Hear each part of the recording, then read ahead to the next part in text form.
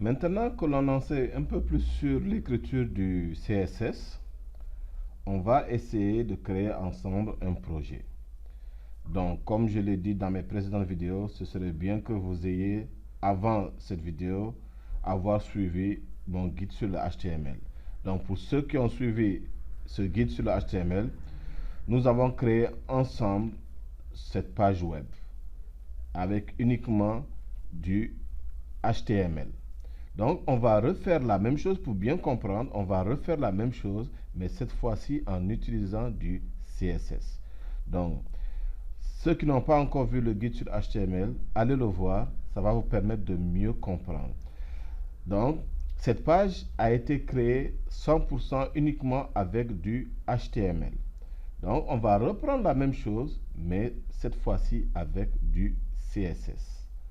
OK?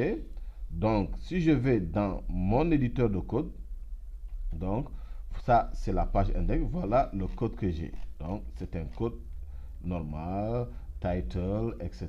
Le header, on a les ID, on a tout. OK? On n'a absolument pas de CSS ici. OK? Ici, contact, on a le fichier contact, la même chose. Présentation, la même chose. Et notre CSS, elle est complètement vide. Ce qui fait que si on vérifie notre fichier, donc voilà à quoi ça va ressembler. OK? Donc sans le CSS, voilà à quoi ça ressemble. Ce même site que vous voyez ici sans le CSS, le voilà ici. OK? Donc là, ce n'est uniquement du HTML. On n'a pas encore mis du CSS dedans. OK?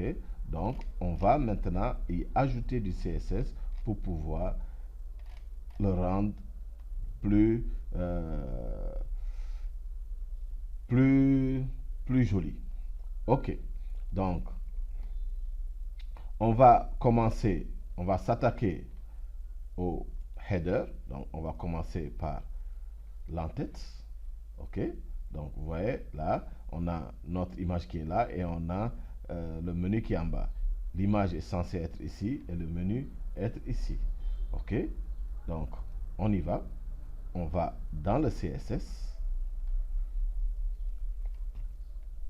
On va commencer d'abord par l'arrière-plan. OK. Si vous regardez ici, notre arrière-plan, elle est encore blanc. Alors qu'ici, nous avons une image. Donc, on va commencer par notre arrière-plan. Donc, je vais dire l'arrière-plan. Je vais appeler l'élément body, le tag body. Je dis body. Donc, je vais dire background image. Je dis URL. L'image que je veux utiliser se trouve où? Dans le dossier image. Et l'image que je veux utiliser, c'est le background.jpg. Je mets point virgule. Pour éviter que cette image ne soit rognée, donc je vais dire background repeat. Je dis no repeat. OK? Donc je dis background repeat, no repeat. Et je mets mon point virgule. J'enregistre. On va aller voir. Donc si j'actualise, j'ai bien mon background. Donc ici, si mon image était de petite taille, grâce à background repeat, on lui a dit no repeat, il va l'étirer. OK? Donc là, on vient de mettre notre arrière-plan. On va maintenant positionner notre en-tête, comme c'est fait ici. OK? Donc ici, ce n'est que du HTML. Ici, on va utiliser du CSS. Donc, on va y retourner. Ici, donc, quand je viens dans mon fichier index, c'est le header ici. OK? Donc, vous voyez, j'ai ici un div avec un tag img. J'ai aussi un autre div avec un tag nav. Donc, c'est sur ces tags-là qu'on va intervenir. Je retourne sur le CSS.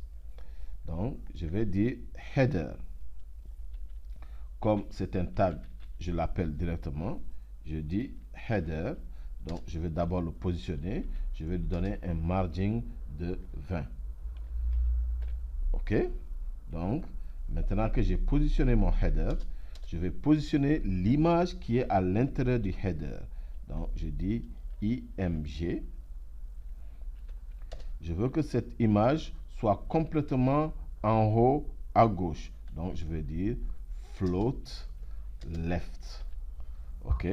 On va déjà aller vérifier, voir qu'est-ce que ça donne. Donc, voilà notre image.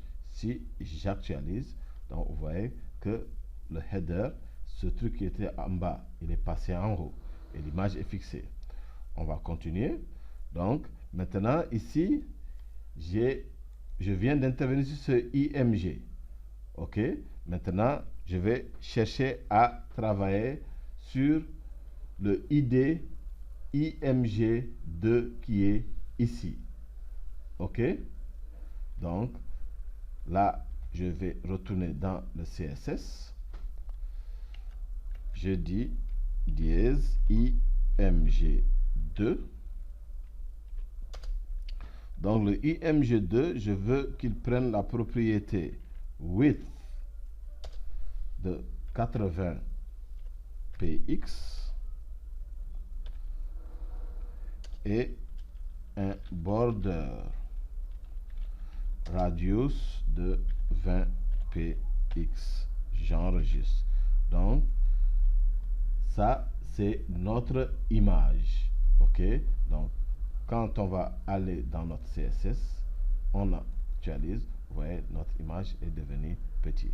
Le menu est toujours collé ici. On va le déplacer pour qu'il soit ici.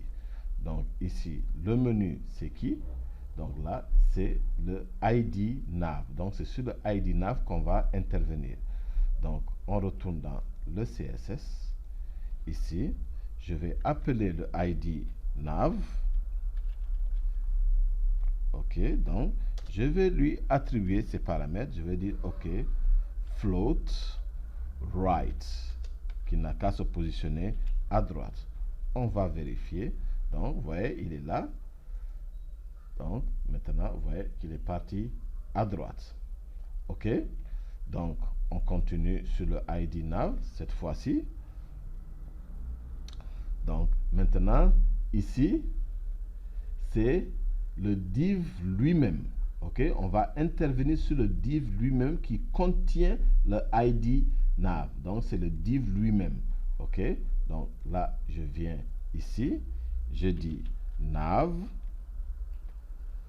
OK? Je vais lui donner un arrière-plan. Je vais dire l'arrière-plan blue. Je lui donne un padding de 10 px et je lui donne un border radius de 10 px. On enregistre, on vérifie et on voit bien que maintenant on a ici notre image, on a ici notre menu et il est bien positionné à droite par rapport à l'image. OK? Là maintenant on a l'écriture, on ne voit pas très bien. On va aller travailler sur ça. OK? Donc ici, si je viens ici, vous allez voir qu'ici, j'ai une classe nav. Cette même classe, elle est attribuée à 3, donc contact, présentation et accueil. Donc, je vais aller appeler ma classe. Donc, pour appeler la classe, c'est le point. Je mets point nav. Et je dis que je vais leur donner un margin de 10 px. OK? Donc, si j'enregistre, vous allez voir qu'est-ce que ça donne. Vous voyez, là, il est trop serré. Quand j'actualise, vous voyez, il y a de l'espace entre eux. Donc, on a donné un margin de 10. Donc, on continue. On va dire text decoration. On va mettre ça sur done. Donc, le text decoration, c'est quoi? C'est le souligné là, on ne veut pas le voir. Donc, on actualise. Vous voyez, le souligné a disparu. Maintenant, du bleu sur du bleu, ça ne se voit pas. On va modifier ça aussi. Je viens ici, je dis color white. OK. Donc, j'actualise. Et voilà, maintenant. OK. Donc, en utilisant la classe nav, je peux l'attribuer à plusieurs. Contrairement au div, je peux avoir un seul div. du même nom. Mais la classe, je peux avoir plusieurs classes et pouvoir l'utiliser. OK? Donc là, on vient de travailler sur notre en-tête. Si on regarde, c'est un peu pareil. Donc ça, on va s'en occuper plus tard. Donc voilà comment on a déplacé notre en-tête. OK?